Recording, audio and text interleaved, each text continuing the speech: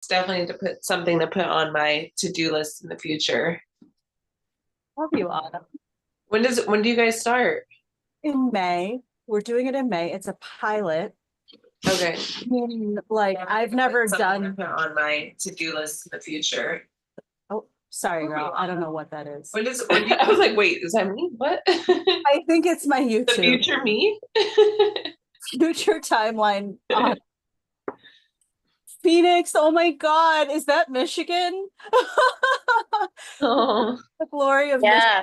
Michigan, bro. Oh my God. Look at Yeah, that. it's so nice. It's gonna be like 80 today. I'm loving the blonde. I'm loving this Thanks. like Jennifer Aniston look. Oh God, no, don't say that.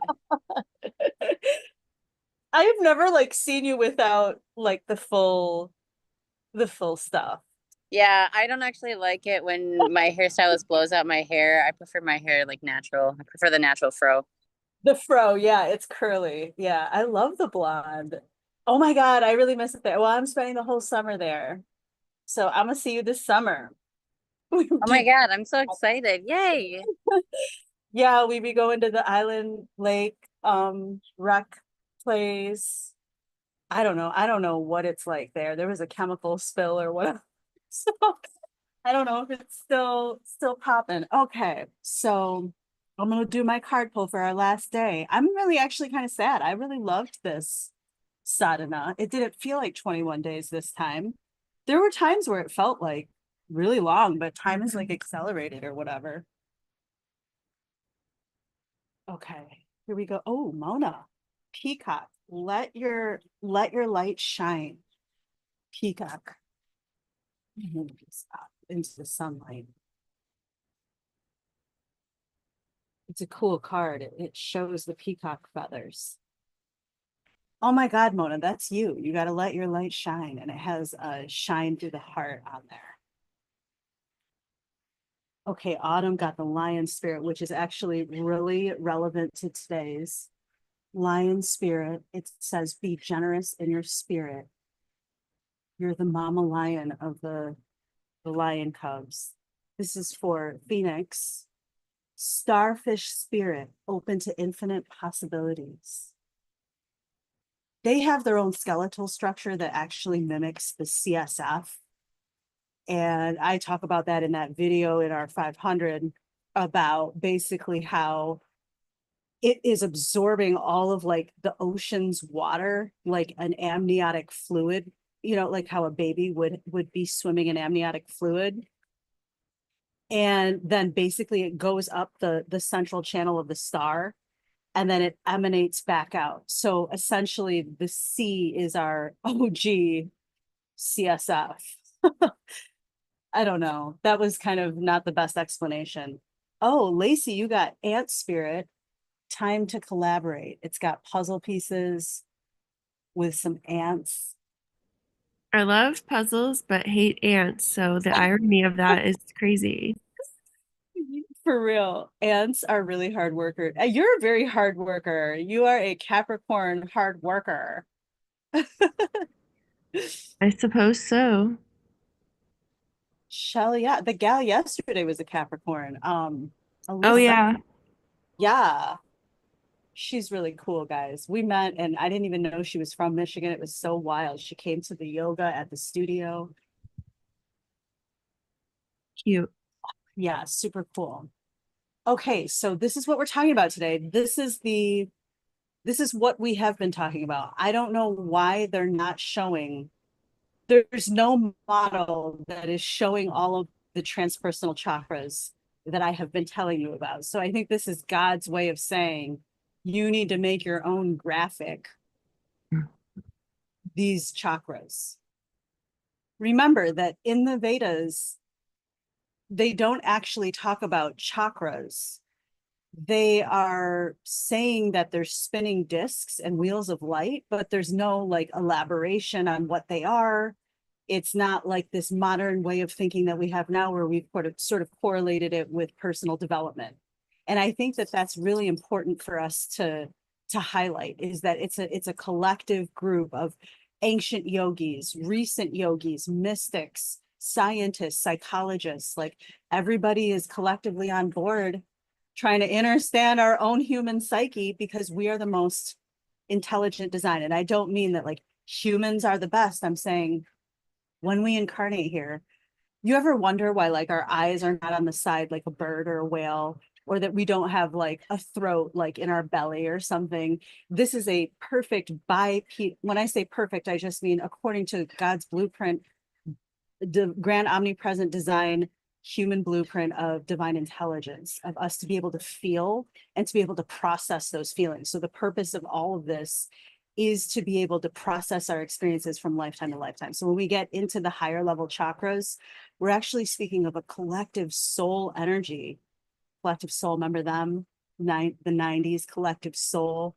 There was always singing about suicide, because that was the collective energy in the 90s of like people were starting to break out of the Truman Show type everyday conventional thinking. Okay, but for real though, why was 90s rock music like on some shit? Right? No music. Okay, I listen to it now and I'm like, oh my God, they were singing about some shit a long ass time ago. No wonder they all got quieted, because it's like no one's singing rock music like that. Men making Hell music yeah. like that are Kurt super Cobain. popular now. And now look at the men that are singing music. It It's it not speaks for real. itself. Right. Like Chris Fact. Cornell, Chester Bennington, like all these guys that were figuring out stuff that was happening. Now they're all taken out. Facts, girl. Kurt Cobain knew shit. And it's, we could go down the rabbit hole on this. If he had 3 doses of heroin in his body, he would have died after the first dose. He did not kill himself. So Go anyway, down that rabbit hole, because I think there's a whole thing to be said about 90s rock music. oh yeah, my son will tell you. My son is like so connected to that, and I never understood why. I'm like, what? Why? But okay, so then I did this meditation, and I think I told you guys this before. I can't remember. I keep repeating things, but we're on this like spiral of time, and it's like a prism. And so like music like Creed, Scott Stapp, like Nickelback, that shit, it's like coming back into the mainstream consciousness. Like you'll see it in your feed now that I said it out loud. But as we're here, and this is actually correlated with Atlantis too, it's directly like the Choku Ray, it has a line and then there's like a point, and that's like the 90s. And then there's another line like 200,000 years before that, and that's like Atlantis and Lemuria. And so generally speaking, we're all at those same coordinates, sort of looking in the looking glass at all of those different timelines, and we can create actual time loops and jump them. And this is what I saw in my vision. Like for this year, my like brain has really, I don't know if it tapped it. It's probably because I stopped smoking cannabis so much. I was addicted to the dopamine hits, calling it medicine when it really can become habitual. And so I sort of broke out of that or whatever. Well, it's been a couple of years, but I would say like completely this year. And I think it tapped my brain in online, and I start to see things like the land spirits, like we were talking about.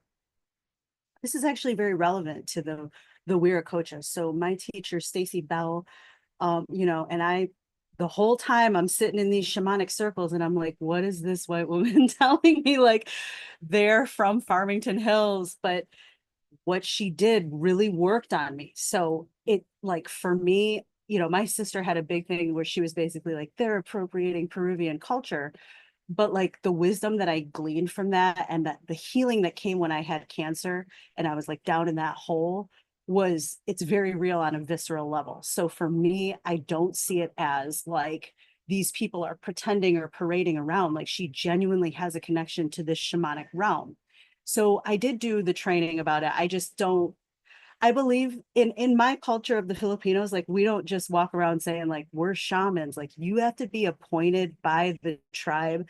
They gotta tell you, like, they're gonna just like come to you. And basically it's more of the androgynous beings. It's like people that would probably be outcast. Well, maybe not now. I feel like now all of us we're pretty cool in the collective with the LGBTQ and all that, but like before, they were sort of outcasted and they weren't allowed to live with everybody else.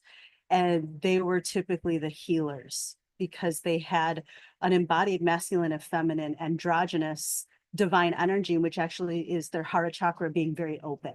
So they had special abilities to be able to heal, which I believe we all have access to, but I don't know that we're all tapped into it due to our food and all these other things, but we can all tap into it. And I just believe that, like, you know, you see a lot of it in St. Pete, for example, like this area of Florida, like everybody's a shaman, and it's like, who said that? Like, who said you're a shaman? But you know, you can say you're a shaman. That's cool. Like, I'm very open. It's just, you know, I think that we need to use our soma chakra and like discern, like, what is actually real of what these people are saying. There might be truth in it. And then, like, are they aligned? Like this post that Mona had, everybody should refer to that. It's about integrity in what you're saying and doing. She basically was like going through the reasons why, like, you should fire your coach. And I think people got pissed. It was like a controversial post, but it was like, the truth of it is actually a very, I think, very relevant resonance to this type of topic, because you'll see so many people becoming shamans. And you could say the same thing for yogis, you know what I'm saying? Like every cult, whatever, I don't want to go down that rabbit hole, but like every culture does have its own version of these things. Now, yoga doesn't actually have one that is called the Wirracocha. It's like, they just sort of say that your energy field in general is the shield, whereas the Peruvians have an actual donut shaped eighth chakra which floats above your head. And you know, the yogis call it the causal chakra, that halo that we talked about the other day. But you can actually pull this over around yourself and your client. And so it doesn't just have to be shamanic work. It can be your work in sound healing or like yoga, or like even if you're just like talking to somebody, and it acts as a spiritual antenna, and basically it is your Merkaba. So the DNA patterning, like why people who, like David Wilcock, for example, he reincarnated as David Wilcock, but he's actually Edgar Casey, and he did the facial analysis and the soul tribe analysis and the star chart analysis. It carries all that same energy. So like with your DNA, your soul will choose the same general birthday and stuff like that. And so that's not really my realm. I don't really delve into all that because we really don't know. Like in the end, it's like very difficult to prove that. But I think that if it feels true to you, you know, like, keep going. I like to stick to the archaeological facts, which are this statue that's in Cuzco, Peru. And so it was actually referred to as the Wirracocha. It predates the Incans, and basically a deity of the Andean mythology. And I just really think that this is a very powerful statue, but it translates as the sacred source.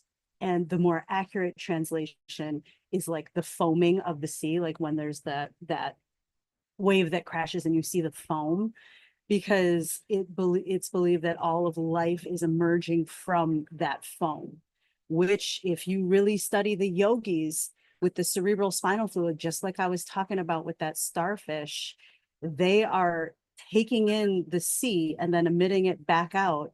And it really is like our OG amniotic, you know, cerebral spinal fluid is the sea.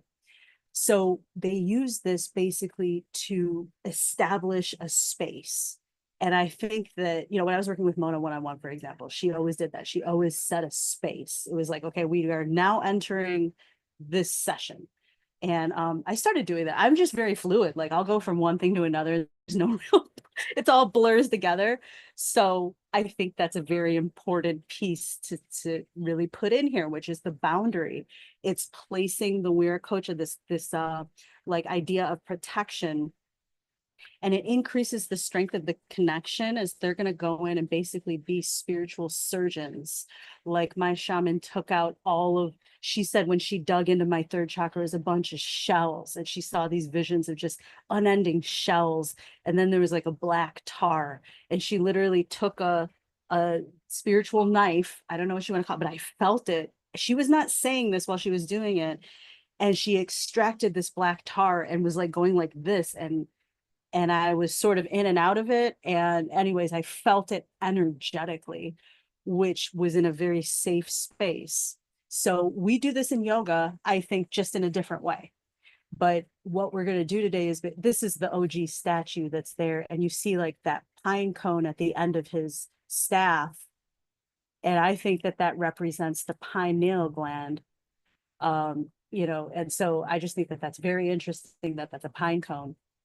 But when we open the Wirracocha, you basically are going to feel it. And then you imagine this cloak of light around you. So it is like a Merkaba where we go, the Hindus talk about that we go through this soft spot and we're in this vehicle of light and we go from like lifetime to lifetime. There's a bunch of other very technical things in that.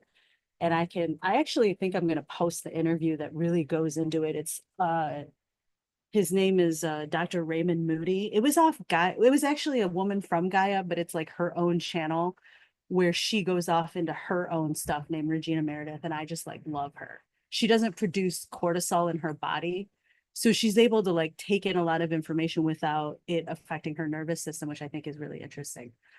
So her topics are really like, you know, I think you all would love them. So anyways, another important piece is to close the Wirracocha.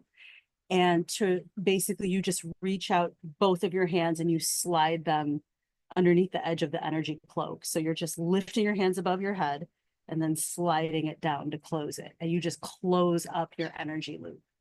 So we don't really have like a kriya for that. That's not like a kriya, but I'm going to do it and we'll include it in our kriya. So this is what happens physically.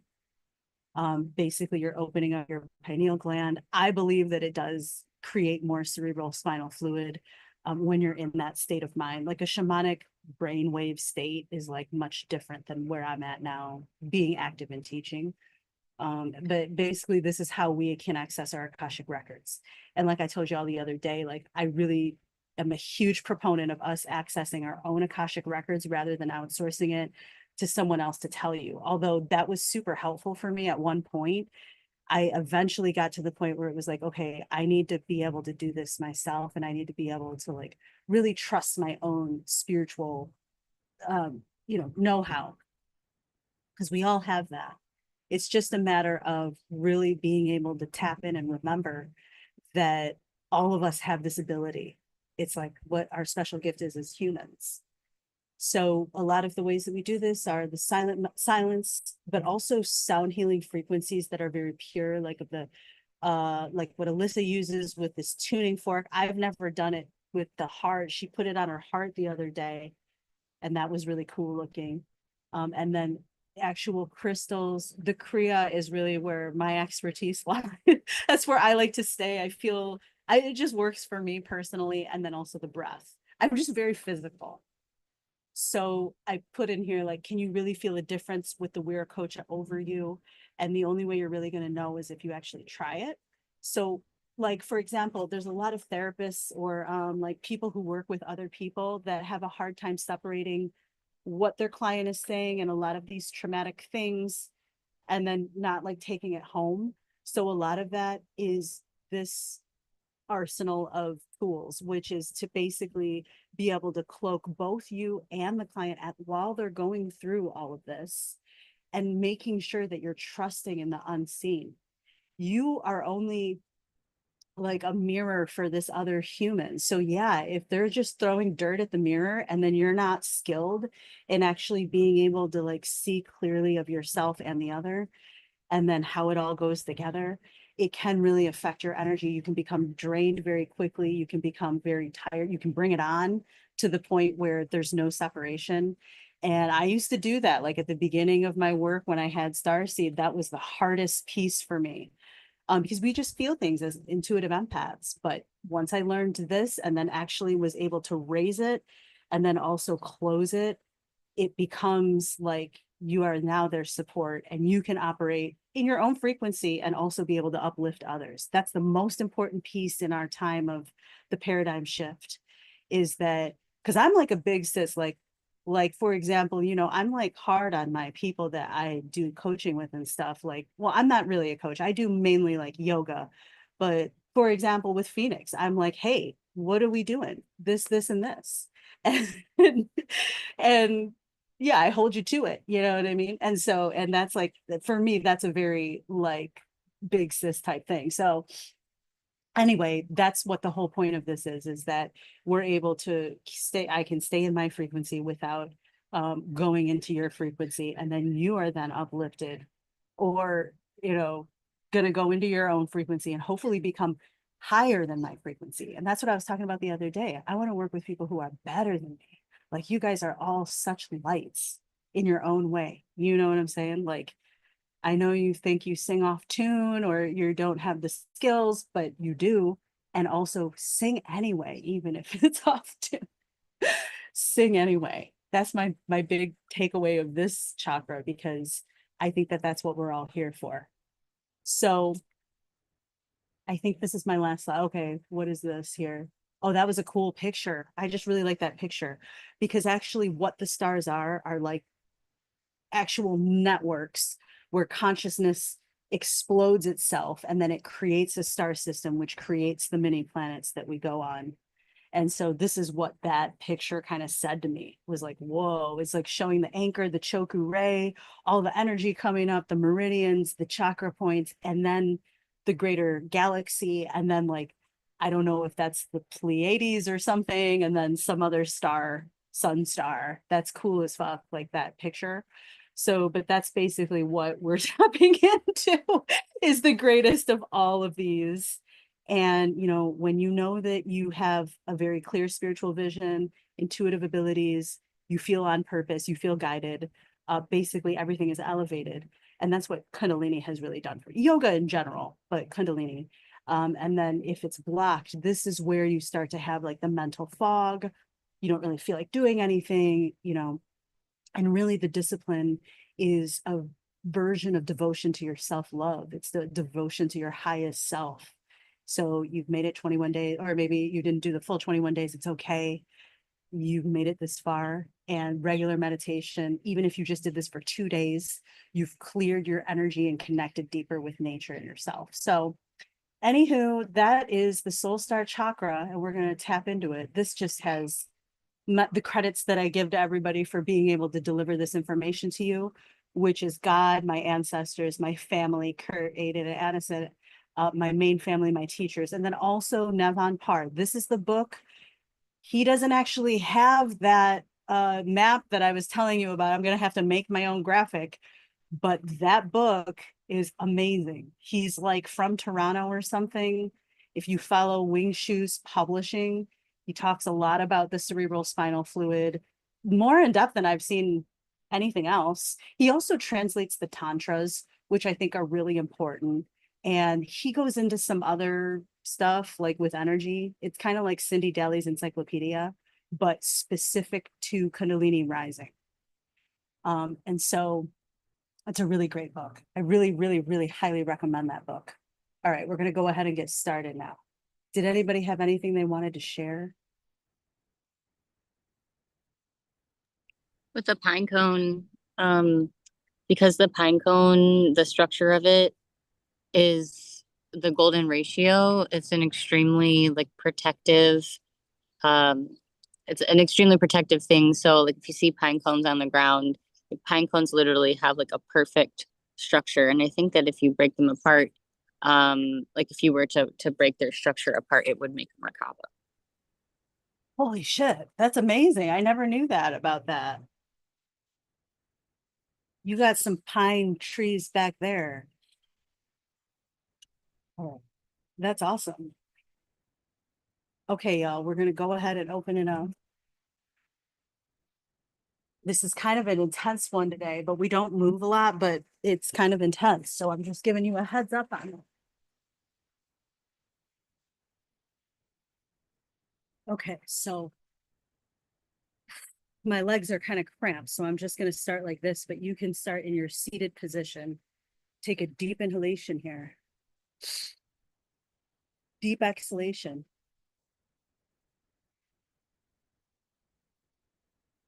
Deep inhale, and then Om Namo Guru Dev Namo. I bow to those who came before me, my inner creative teacher here now, and those who come after me. Take an inhale. Hum.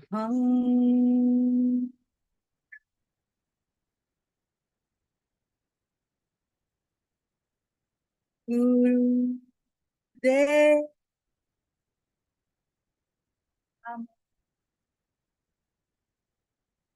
Inhale. Hung.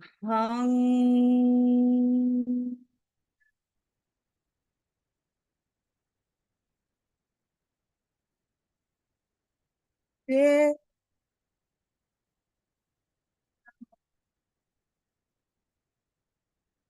Last one, inhale.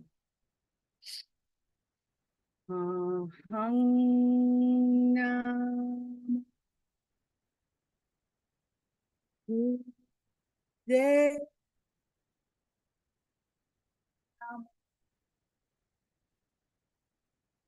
We're going to take a deep breath in and reach the palms above the head. And then exhale, bring them down toward the earth for the Sufi grides. So really just widen through that low back.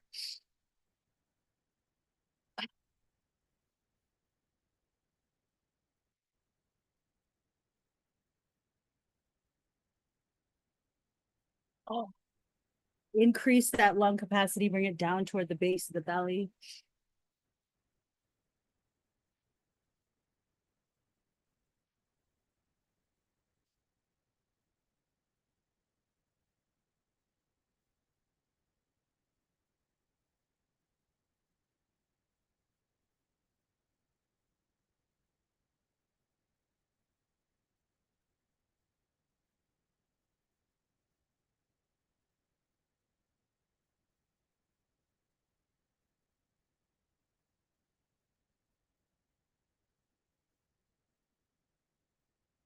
Very good. Now we're going to start our lion's paw breath of fire. So on the inhale, you're going to create little paws with the hands, and then they're going to come up and cross. And then on the exhale, it's like you're ripping this apart toward the auric field. And the arms can be straight like this, or they can be somewhat bent. And then on the inhale, you're coming back up. You can cross the opposite arm. And then on the exhale, coming back down. So this is what it's going to be. This is an extended period of time, though. So if you need to take a rest at any time, feel free to do that. Take a deep inhale and exhale. Create the lion pause here, breath of fire like this.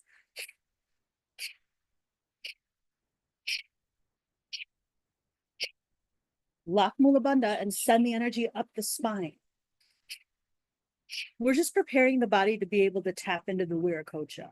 So that Soul Star Chakra, or the Wirracocha, is about 6 to 8 inches above the head. And you can feel it. If you have a lot of dense family energy, like if there's a lot of, well, who doesn't have that? But if there happens to be in this lifetime, a lot of trauma that you've had to process specifically with family and safety and security, sometimes this chakra can feel very heavy and dense. It's not just your arms getting tired. It literally feels heavy and dense. If you don't have that in this lifetime, that's awesome. Good for you. It will feel a little bit lighter, and sometimes you're able to do a little bit more deeper shamanic work. So like I was saying, I don't really do shamanic work because I have a lot of familial issues myself here that I am transmuting for our bloodline. And so that's not really my realm. The yogic practices really help me. And so for you all, some of you are very light, I can feel. It might be great for you.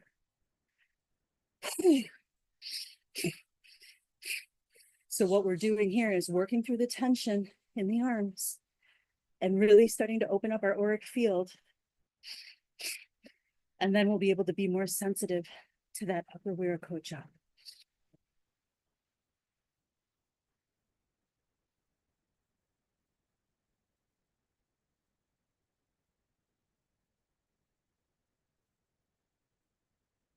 Hang in there, keep up, and you will be kept up by the current of the class.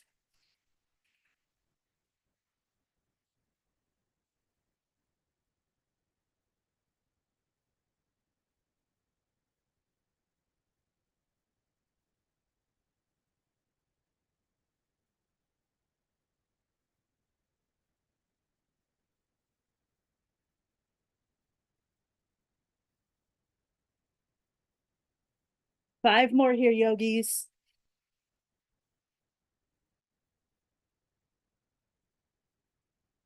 Awesome job. Go ahead and rest the palms. Take a deep inhale in. Exhale the right ear toward the right shoulder. Take a deep inhale. Move that left shoulder away from the ear. And then bring the chin toward the chest. The left ear toward the left shoulder.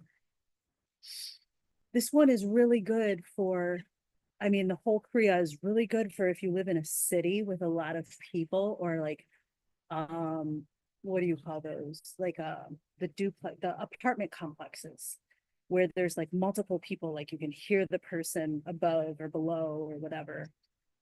This is a very, very great kriya for this because it magnetizes your auric field. And it also cloaks you and the entire structure and the entire place in protection, in a spiritual protection.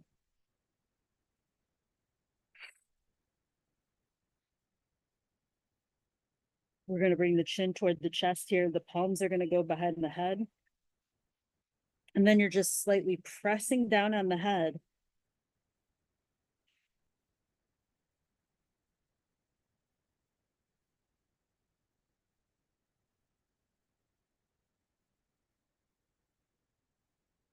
So that was a very intense one, but we're actually going to go do that one again for the second round.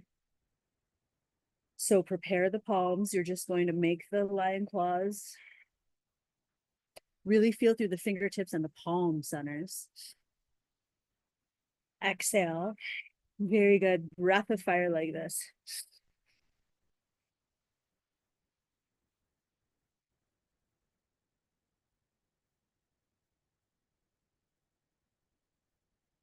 This is a great one if, you know, you're not like a full out yoga teacher, but you want to incorporate some somatics at the beginning or end of some sessions.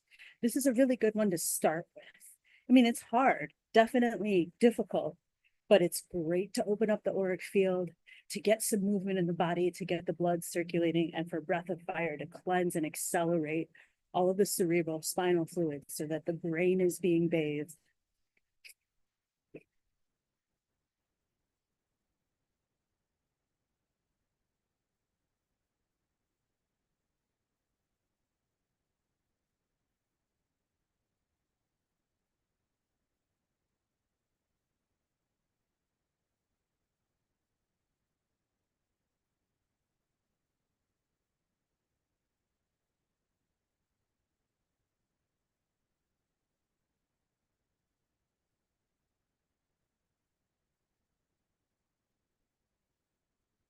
Twenty more yogis.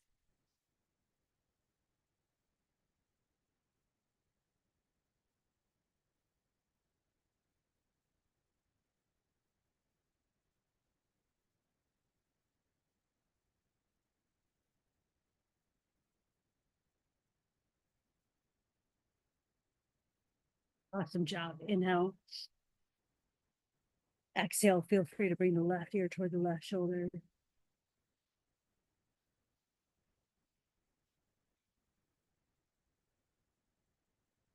The chin toward the chest, and then the right ear toward the right shoulder.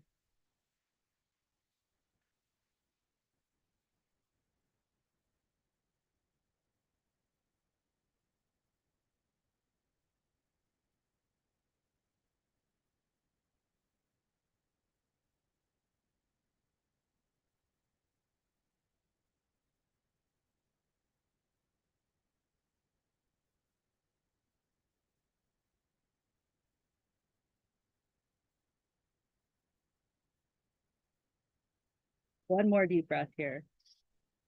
Go ahead and take Upavitsa Konasana. So the soles of the feet come out. The mudra is the middle finger toward the thumb. And then this pointer finger is going to go kind of halfway between the base of the thumb and the tip of the thumb. And then the other fingers point out. So it is like a gang symbol, but it actually is the mudra of magic, the mudra of the eighth chakra, the Soul Star Chakra, as well as the Stellar Gateway Chakra. So for this, we go inward like this, and then it's like we're opening it up. So you can go above the head. My arms are like really hurting right now. So I'm only going a little bit, but if you've got it, you can go all the way like this. So we're going to take a deep inhale like this. and then exhale.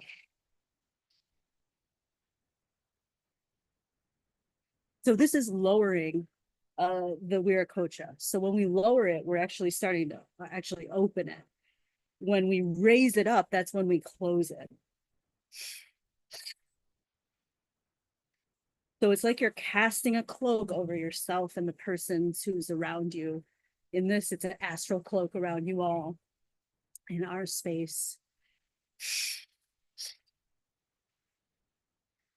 And anyone who's watching the video, anyone who's tuning in, anyone who's in the real estate in our mind. I thought about my grandma today. I thought about my cousins, 2 cousins in particular in Arizona. If you guys remember my cousin Jill, who does the sadhanas with me, and my other cousin in San Diego, Kyle. And I was just thinking of them. And so we're all connected in this morphogenic field. This actually is pretty much the opener to telepathic connection, where they're probably going to call if they haven't already.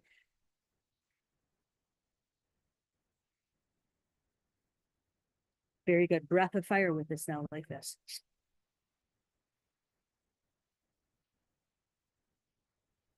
This is just cleansing your energetic field. We do this with our hands together typically, or, doing some sort of washing machine type motion. But this cleans out the whole auric field, the Earth Star Chakra, everything around us, 8 feet around us. Your heart chakra space is being cleared. And this is anything that you might have brought to the session that isn't 100% serving you in your healing capacity and being able to help others in that moment, or to help yourself in that moment. It's completely helpful for clearing out your auric field of unwanted thoughts, uninvited energies, and it fortifies your magnetic field. Now we'll do Pravana Mudra, last 2. This is the thumbs come in and then the palms together, and then you just make way like this. So on the inhale, you come back in, and then on the exhale, you go back out. There's one that we do that has 4 different celestial communication mudras. And that one is from the lineage of yoga. I really like to stick to traditional yoga for some reason. I don't know why, why it's like that. But you guys can integrate in, for example, like we did today with the Peruvians. Shout out to the Quiero shamans of Peru. So this is making way for clearing, for setting a boundary. The mudras are very, very, very powerful.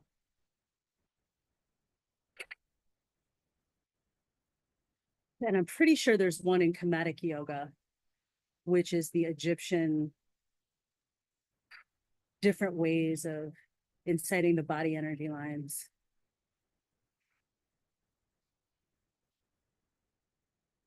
The Hindus just have the most vast documentation of it, perhaps, and the strongest oral traditions when it comes to the techniques. So I think that's why I really gravitate toward it, just because there's a larger body of work. The stuff from my genetic code was just passed down to me orally, really, through my grandma in a different language. So, but it all has the same resonance, which is clearing your energy, setting the boundary.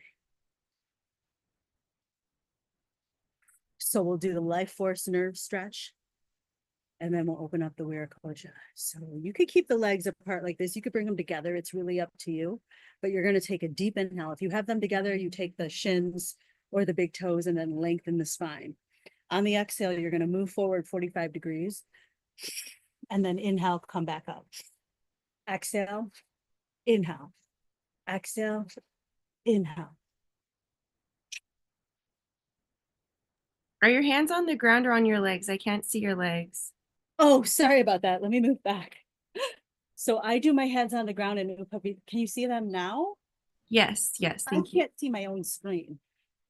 So for life force nerve stretch, I do it on the earth and you push the earth away If you have your leg, there's two ways to do it. If you have your legs together, you can have them on your legs or bind the big toes. Sorry, there's like a ringing in my left ear and it won't stop for a minute there. And you just go back and forth. So that whole time you couldn't see my body. I hope you guys saw the mudras.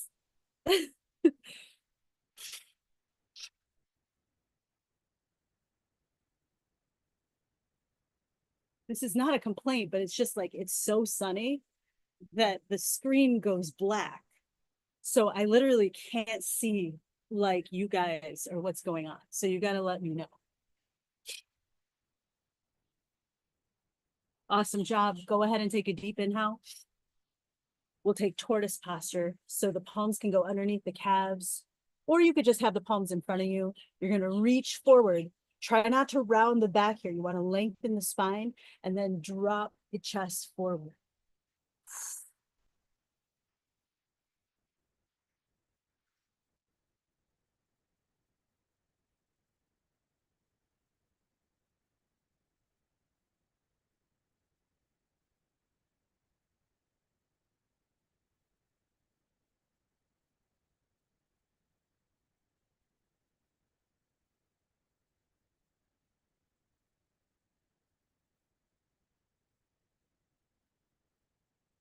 Inhale, we're going to go ahead and rise up. Take a deep breath in. The palms are going to come out toward the heart center.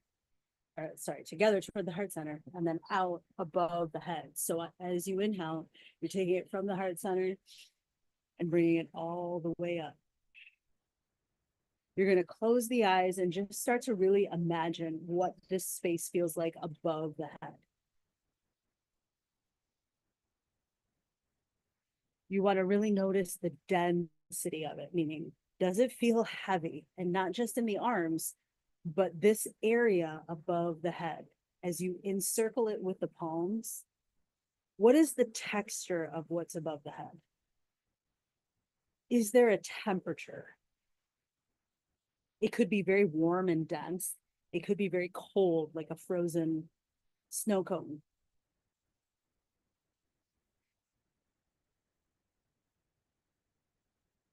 We're going to really open this space now. So if you're having a hard time feeling through it, you're going to take a deep inhale and open up a little bit wider than the head. So the arms are at 60 degrees. And then on the exhale, you're going to come back in like this. So this is from the yogic tradition, and this is really to channel through higher light force, pranic energy. So this is a form of, this is actual, I think, a actual methodology that someone developed, but pranic energy breath technique, where you're going to purse through the lips. So on the exhale, it's like breath of fire, but it's through the lips. So you're going. So the inhale is actually through the lips too. Sorry, my arms are on fire. Okay, so it's like that. Now, if you start to feel it in the chest too much, close the mouth and do ujjayi breaths, long breath. If it feels good, go ahead and keep going through the mouth. So take a deep inhalation here, deep exhalation, like this. It's bringing the dense energy from the low body up toward the head, and it does breakages in between the heart space and the head. So it helps you to just kind of open up your psychic faculties that are in the head, like a little antenna.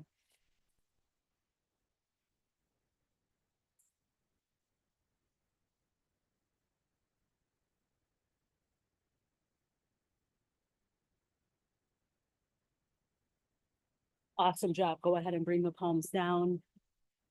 Roll through the head. Palms come toward the heart. This is the second time in the Wirracocha. This time you're going to really see it. See if you can see what the Wirracocha would look like.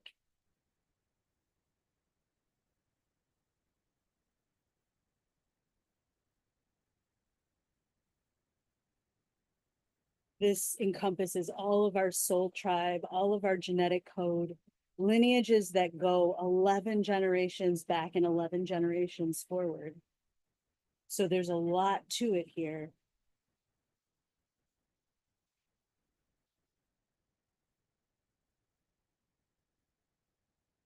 You never walk alone in this. It's never just you in the Wirracocha.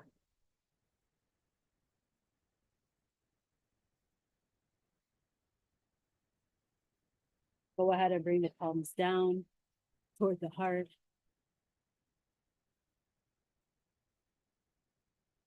We'll count 10 large breaths. You're just meditating upon the Wirracocha, what you've seen, what you felt, how you feel.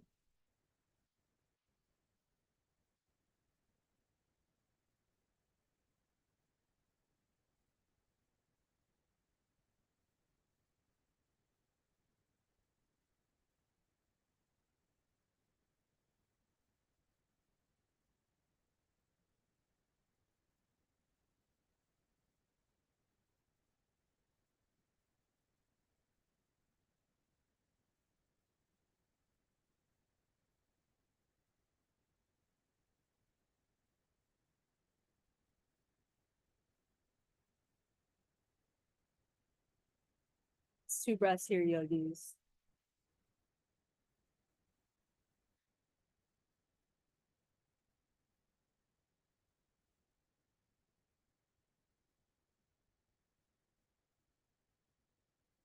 Now we'll go ahead and raise it, lower it out. Raise it, meaning closing it out. So you're raising the palms above the head. And then exhale. Just allow this float to close up all the way toward the bottom of the feet. So it's like a big circle. So inhale through the heart center. And then exhale, closing it up. You can go all the way around you.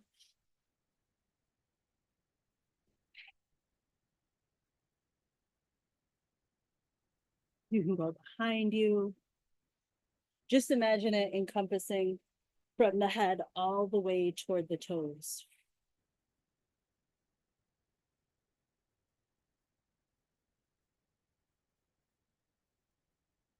And then when you're ready, we'll just be in a seated meditation for our rest today. If you prefer to lay down, feel free to lay down. But it's just a 2 to 3 minute savasana. Take a deep inhalation here. Exhale, relax.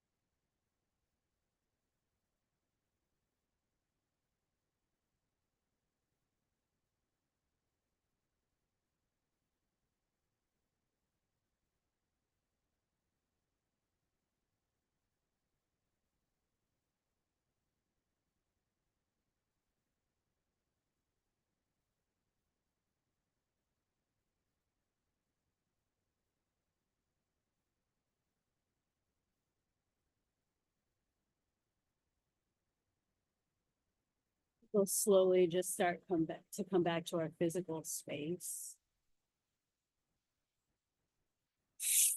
Wiggling through the fingers and the toes. You can reach the palms above the head, point through the toes. Good morning stretch. Exhale, release. Feel free to roll toward the left or toward the right. If you're already seated, we'll just come to our seat. I like to end all of our sessions with AUM. Feel free to join. Take a deep inhalation here. Om.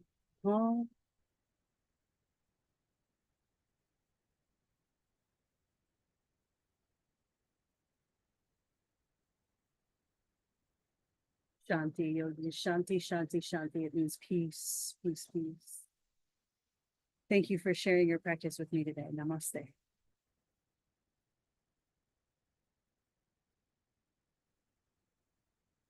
Thanks, yogis. One more thing I wanted to share before my computer runs out of battery, it looks like, is that one of my teachers, Salima, she taught, that's who I trained under for Kundalini. She said that Sat Nam actually is truth is my identity. My identity is the truth, but the truth is there is no I. And so that identity is we. And I just like love that. I was like, that's so profound. Another layer of Sat Nam. We didn't do the Sat Nam Kriya in this one, but that one's like 22 minutes of just saying Sat Nam.